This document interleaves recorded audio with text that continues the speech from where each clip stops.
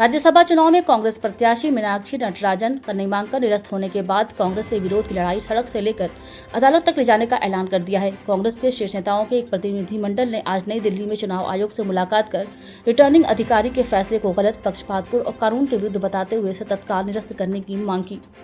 प्रतिनिधिमंडल में संगठन महासचिव के.सी. वेणुगोपाल, रणदीप सिंह सुरजेवाला, जयराम रमेश, दीपा दासमुंशी, विवेक तनखा, अभिषेक मनु सिंघवी और स्वयं मीनाक्षी नटराजन शामिल थी। उधर मध्य प्रदेश में कांग्रेस नेताओं और कार्यकर्ताओं ने आज राजधानी भोपाल के रोशनपुरा चौराहे पर 3 घंटे का सांकेतिक उपवास कर चुनाव आयोग के फैसले के खिलाफ मोर्चा खोल दिया। इस धरना उपवास में पूर्व मुख्यमंत्री दिग्विजय सिंह, प्रदेश कांग्रेस अध्यक्ष जीतू पटवारी, प्रदेश प्रभारी हरीश चौधरी, नेता प्रतिपक्ष उमंग सिंघार, अरुण यादव, आरिफ मसूद, आतिफ अकील समेत बड़ी संख्या में नेता और कार्यकर्ता शामिल हुए। कांग्रेस नेताओं ने नामांकन निरस्त करने की कार्रवाई को लोकतांत्रिक मूल्यों के खिलाफ बताते हुए इसे राजनीतिक दबाव का परिणाम बताया। मध्य प्रदेश में मानसून की आधिकारिक दस्तक अभी बाकी है, लेकिन प्री मानसून गतिविधियां लगातार सक्रिय हैं। जून के पहले 9 दिनों में हुई बारिश ने कई जिलों में सामान्य आंकड़ों को पीछे छोड़ दिया है। हालात यह है कि प्रदेश के 14 जिलों में अब तक 100% से लेकर 672% तक अधिक बारिश दर्ज की जा चुकी है। मौसम विभाग ने इस वर्ष प्रदेश के अधिकांश हिस्सों में सामान्य से कम वर्षा की संभावना जताई है। नरेंद्र मोदी ने 10 जून को सबसे लंबे समय तक निर्वाचित प्रधानमंत्री बनने का रिकॉर्ड अपने नाम कर लिया है। मोदी ने 26 मई 2014 को पीएम पद की शपथ ली थी।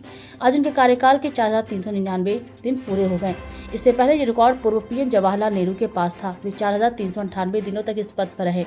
मोदी का पीएम के तौर पर ये लगातार तीसरा कार्यकाल है। दरअसल 15 अगस्त 1947 को देश के आज़ाद होने के बाद जवाहरलाल नेहरू को प्रधानमंत्री नियुक्त किया गया था। वे 15 अगस्त 1947 से 13 मई 1952 तक कुल 1732 दिन पीएम रहे। इसके बाद 1952 में देश में पहला आम चुनाव हुआ।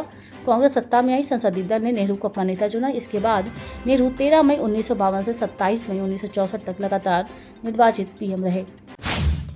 मुख्यमंत्री मोहन यादव ने प्रधानमंत्री नरेंद्र मोदी के नेतृत्व की सराहना करते हुए कहा कि आजादी के बाद सबसे लंबे समय तक निर्वाचित प्रधानमंत्री के रूप में देश की सेवा करने का नया रिकॉर्ड प्रधानमंत्री मोदी ने बनाया है। दिल्ली रवाना होने से पहले भोपाल स्थित गुफा मंदिर में हनुमान चालीसा पाठ और दर्शन पूजन के बाद मीडिया से चर्चा करते हुए मुख्यमंत्री ने कहा कि प्रधानमंत्री मोदी के नेतृत्व में करोड़ों लोग गरीबी रेखा से बाहर आए हैं और देश में सुशासन तथा राष्ट्रीय सुरक्षा को नई मजबूती मिली है। केंद्र में प्रधानमंत्री नरेंद्र मोदी सरकार के 12 साल पूरे होने पर कांग्रेस सांसद रणदीप सुरजेवाला ने भाजपा पर बड़ा हमला बोलते हुए कहा कि सरकार अमृतकाल और विकास के दावा कर रही है, लेकिन जमीन पर आम आदमी महंगाई से परेशान है। उन्होंने आरोप लगाया कि पेट्रोल, डीजल, गैस और रोजमर्रा की जरूरती चीजों की कीमतों ने गरीब और मध्यम वर्ग की कमर तोड़ दी है। कांग्रेस ने कहा कि सरकार विज्ञापनों में अर्थव्यवस्था चमका रही है, जबकि जनता महंगाई की मार झेल रही है।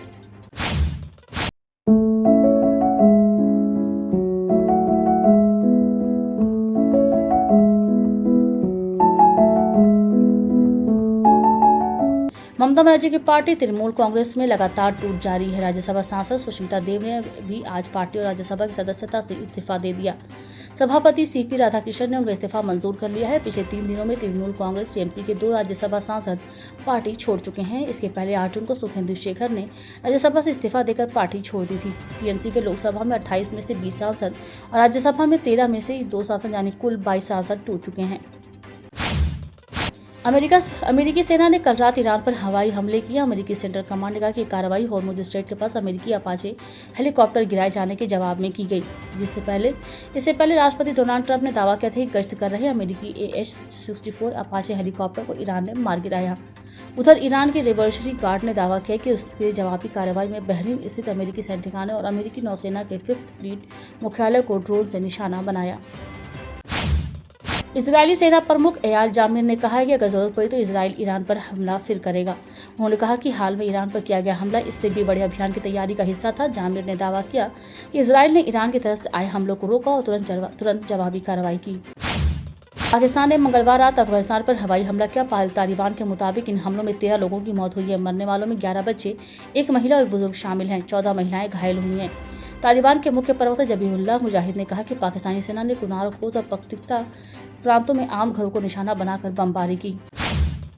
मिडिल ईस्ट में तनाव बढ़ने की वजह से 10 जून को सोने चांदी के दाम में गिरावट रही। 10 ग्राम 24 कैरेट सोना का दाम आज 4,090 रुपये गिरकर 1.48 लाख रुपए हो गया। वहीं 1 किलो चांदी की कीमत 9,658 रुपये कम होकर 2.36 लाख रुपए पर आ गई।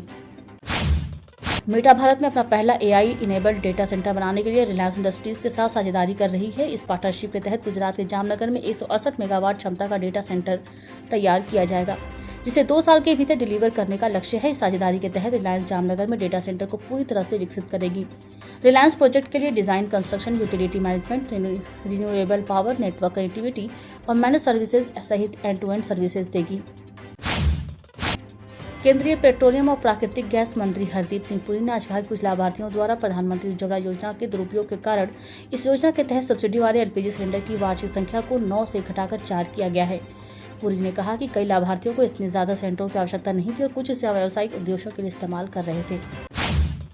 भारतीय क्रिकेट टीम को अफगानिस्तान के खिलाफ वनडे सीरीज शुरू होने से पहले बड़ा झटका लगा है। स्टार ऑलराउंडर हार्दिक पांड्या ताज़ा चोट के कारण 3 मैचों की पूरी सीरीज से बाहर हो गए हैं। पांड्या को बेंगलुरु स्थित बीसीसीआई के सेंटर ऑफ एक्सीलेंस में फिटनेस जांच के दौरान जांघ की मांसपेशी में खिंचाव आ गया था। वे आईपीएल के दौरान लगी पीठ की ऐंठन से उभर रहे थे। फुटबॉल का महाकुंभ कहे जाने वाले फीफा विश्व कप 2026 का आगाज 11 जून से अमेरिका, कनाडा और मेक्सिको की संयुक्त मेजबानी में होने जा रहा है। दुनिया के सबसे बड़े सिंगल सपोर्टिंग इवेंट के रूप में पहचाने जाने वाले इस टूर्नामेंट की रिकॉर्ड और प्राइज मनी चर्चा का विषय बनी हुई है। फेडरेशन इंटरनेशनल दी फुटबॉल एसोसिएशन के अनुसार इस बार टूर्नामेंट की विजेता टीम को $50 मिलियन यानी करीब 476 करोड़ रुपए और उपविजेता टीम को $33 मिलियन यानी करीब 314 करोड़ रुपए मिलेंगे। पाकिस्तान ने एशियन गेम 2026 के लिए अपनी 15 सदस्यीय टीम की घोषणा करते हुए युवाओं पर बड़ा दांव खेला है। 15 सदस्यीय टीम में साहिबजादा फरहान कप्तान, अब्दुल समद उप कप्तान, अबरार अहमद, अहमद दानियाल, आकिब जावेद, अली राजा, अरफात मिन्हास, हैदर अली, हसन नवाज, मां सदाकत, मोहम्मद सलमान मिर्जा, साद मसूद, सईद अयूब, सुफियान मुकीम और उस्मान खान शामिल किए गए हैं।